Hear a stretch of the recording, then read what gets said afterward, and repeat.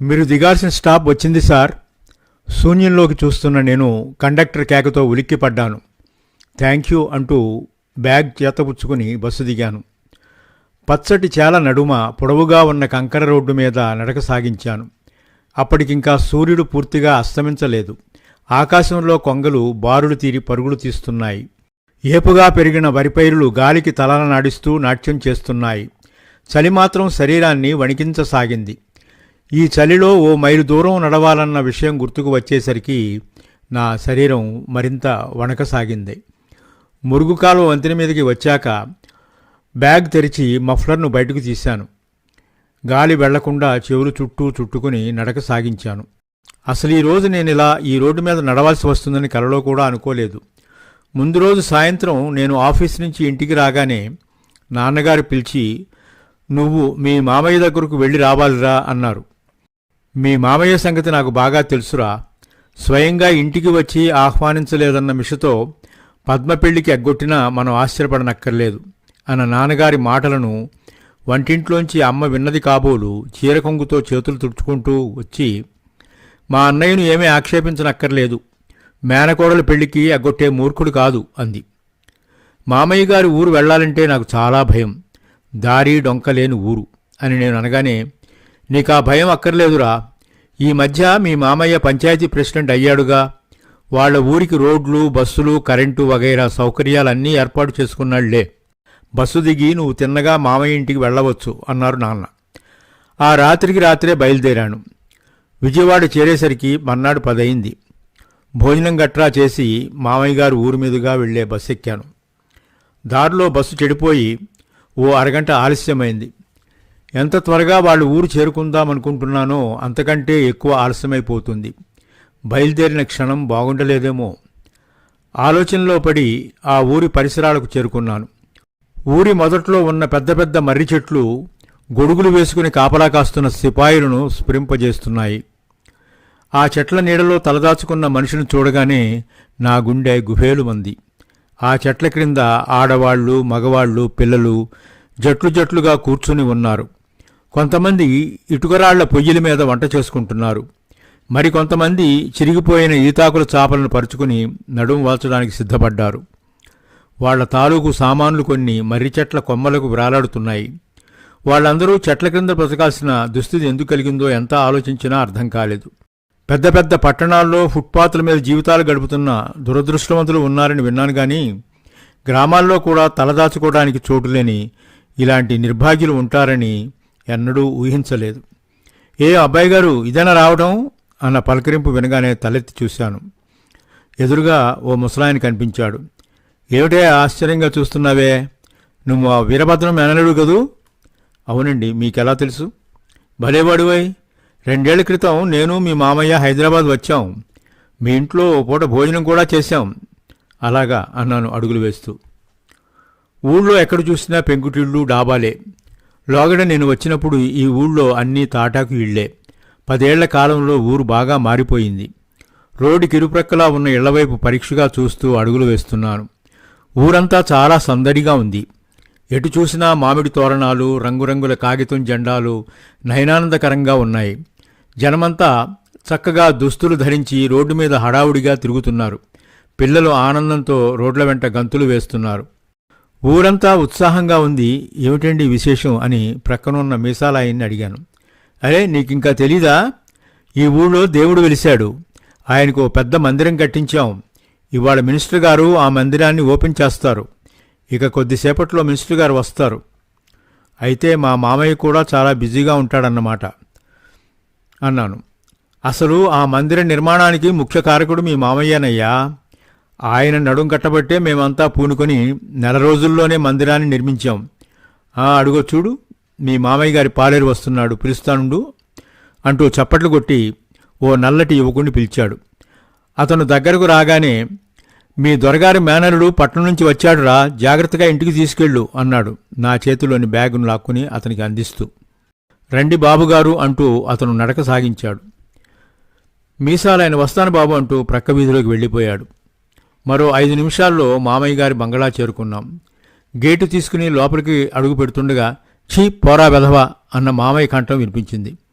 ఏంటి మామయ్య, రాకరాక అల్లుడు వస్తే పొమ్మని తిడుతున్నావు అన్నాను హాస్యంగా. నన్ను చూడగానే మామయ్య కొయ్యబారిపోయాడు. అరే మధు, నువ్వంటరా ఇదన్నా రావటం, రా రా, అక్కడే నిలబడిపోయావే అంటూ ఆహ్వానించాడు. బాబు, ధర్మపబువులు, ఓ పాతగొడ్డ ఇప్పించండి దీనంగా అర్థించింది ఓ కంఠం. ఒరేయ్, నీ కాదట్రా చెప్పేది, పాతగొడ్డలు ఎప్పుడు కావాలంటే అప్పుడు దొరుకుతాయనుకున్నావా, పోపో అని కసురుకున్నాడు మామయ్య. ఎదురుగా ఉన్న వ్యక్తిని చూడగానే జాలేసింది. శరీరం మీద చిన్న తుండుగుడ్డ తప్ప ఇంకా ఏమీ ఆచ్ఛాదన లేదు. చేతిలో మాత్రం ఒక గిన్నె ఉంది. సలికి చచ్చిపోతున్నాము దొరా, అతని కంఠం వణికింది. ఒరే నాగేషు, ఆయన్ని బయటకు గెంటి గేటు వేసిరా అని నా వెనుకనున్న పాలేరుకు పని పురమాయించి నన్ను మేడ మీదికి తీసుకెళ్లాడు మామయ్య. ఏమేవ్, మీ అల్లుడు వచ్చాడు హైదరాబాద్ నుంచి అంటూ అత్తయ్యను పిలిచాడు. ఏమయ్యా, ఇప్పుడైనా రావటం, అంతా కులాసాయేనా అంటూ నవ్వుతూ పరామర్శించింది అత్తయ్య. నాకు అవతల చాలా పనులున్నాయి, మినిస్టర్ గారు వచ్చే వేళయింది. శాంత, స్వామివారి కోసం తెప్పించిన పట్టు పీతాంబరాలు ఇలా తెచ్చి ఇవ్వు అని అడగగానే అత్తయ్య గదిలోకి వెళ్ళి ఓ ప్యాకెట్ తీసుకుని వచ్చి మామయ్యకు అందించింది. చూడు శాంత, మధు స్నానం చేస్తాడు గాని వెంకణ్ణి పిలిచి నీళ్లు తోడమను అత్తయ్యకు ఆజ్ఞాపించి నా వైపు తిరిగి, చూడు మధు, ఇవాళ మా ఊళ్ళో కృష్ణ మందిరాన్ని ఓపెన్ చేయడానికి మంత్రిగారు వస్తున్నారు. స్నానం చేసి నువ్వు కూడా అలా మందిరం దగ్గరకు రావయ్యా అనేసి గబగబా మెట్లు దిగి వెళ్ళిపోయాడు.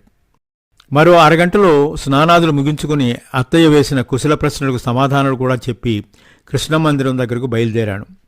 మందిరం కట్టింది ఏ వీధిలోనత్తయ్య అని అడిగాను అత్తయ్యను. నీకు బాగా పరిచయం ఉన్న ప్రదేశమేలే, నీవు చిన్నప్పుడు సెలవులకని వచ్చి కోతి కొమ్మచ్చులు ఆడడానికి వెళ్లేవాడివే, ఆ స్థలంలోనే, గుర్తులేదా అంటూ నవ్వింది అత్తయ్య. ఓ, అంటే రేవుడ్డున ఉన్న మామిడి తోపు దగ్గర? ఆశ్చర్యంగా అడిగాను. అవునయ్యా, అక్కడే. అయినా ఆ స్థలం ఇప్పుడు బాగా మారిపోయిందిలే. మొన్నటిదాకా లేబర్ గుడిసెలు ఉండేవక్కడ. మరి ఆ గుడిసెల్లోని మనుషులు ఎక్కడికి వెళ్లారో అని నేను ప్రశ్నించగానే అత్తయ్య అదోలా ముఖం పెట్టి, ఎక్కడికి పోతారు, ఎవరి దారిని వాళ్ళు పోయారు. అది సరే, నీకు దారి తెలుస్తుందో లేదో ఎవరినైనా తోడు పంపనా అని అడిగింది. అక్కర్లేదు అత్తయ్య, నేను వెళ్ళగలను అంటూ మేడ దిగి వచ్చాను. 10 నిమిషాల్లో మందిరం దగ్గరకు చేరుకున్నాను. అక్కడంతా కోలాహలంగా ఉంది. జనమంతా సింహద్వారం నుండి లోపలికి వెళ్ళడానికి హడావుడి పడుతున్నారు. నేను కూడా నెమ్మదిగా మందిర ప్రాంగణంలోకి అడుగుపెట్టాను. విశాలమైన ప్రాంగణంలో నిర్మించబడ్డ ఆ మందిరం మనోజ్ఞంగా ఉంది. ఆ మందిరానికి శోభనిచ్చిన రంగులు, పాలరాతి కట్టడాలు ఆ మందిర నిర్మాణం ఎంత డబ్బును హరించిందో తెలియజేస్తున్నాయి. ప్రారంభోత్సవ కార్యక్రమం ప్రారంభమైనట్లుంది. మినిస్టర్ గారు తదితర పెద్దలు గర్భగుడిలోనే ఉన్నారు. త్రోసుకుంటూ జనం గర్భగుడిలోకి ప్రవేశించడానికి ప్రయత్నిస్తున్నారు. నాకు మాత్రం ఎందుకునో ఆ జనాన్ని త్రోసుకుని లోపలికెళ్ళి దేవుని చూడాలనిపించలేదు. కానీ మామయ్య గారి పాలేరటు వెళ్తూ, తప్పకోండి, ప్రెసిడెంట్ గారి మేనల్లుడు వచ్చాడంటూ జనానికి హెచ్చరిక చేసి నాకు దారిని కల్పించి లోపలికి తీసుకెళ్లాడు. అక్కడ మినిస్టర్ గారితో సహా పెద్దలందరూ జడ్జి ముందు నిలబడ్డ దోషుల్లా తల్ల ఉంచుకుని చేతులు కట్టుకున్నారు. పురోహితులు మంత్రాలు చదువుతున్నారు. మామయ్య ప్యాకెట్ విప్పి పట్టు పీతాంబరాలను స్వామివారి విగ్రహానికి అలంకరించాడు. నా దృష్టి కృష్ణ విగ్రహం మీదికి మళ్ళింది. గతుక్కుమన్నాను. ఏదో స్మృతి మనసులో కదలాడింది. దాదాపు 10 సంవత్సరాల క్రితం దసరా సెలవుల్లో నేను ఆ ఊరు వచ్చాను. అదే సమయంలో ఆ ఊరికి ఓ పిచ్చివాడు వచ్చాడు. పిల్లలందరూ వాడి చుట్టూ చేరి వాడిని ఏడ్పించారు. వాడి చేతిలో పెద్ద మూట కూడా ఉంది. దాన్ని లాక్కుని అందులో ఏముందో చూడాలని కుర్రాళ్ళందరూ నిర్ణయించుకున్నారు. అందుకనే వెంటబడ్డారు. మా బాబు, మా కన్న తండ్రి అంటూ కుర్రాళ్లకు అందకుండా పరుగు తీశాడు వాడు.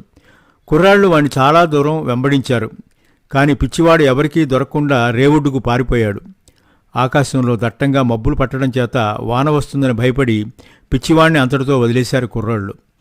కాని నాకు మాత్రం వాడి మూటలో ఉన్న వస్తువును తెలుసుకోవాలనే జిజ్ఞాస ఎక్కువైంది. వాన చినుకులు పడుతున్నా లెక్క చేయకుండా పిచ్చివాడు వెళ్లిన వైపే పరుగు తీశాను. వాన ఎక్కువయ్యేసరికి ఓ మామిడి చెట్టు దగ్గరికి వెళ్ళి తలదాచుకున్నాను. ఆ పిచ్చివాడు కూడా నా వైపే వస్తున్న విషయాన్ని గమనించి వాడికి కనిపించకుండా ఉండాలనే ఉద్దేశ్యంతో చెట్టు చాటుకు వెళ్ళాను.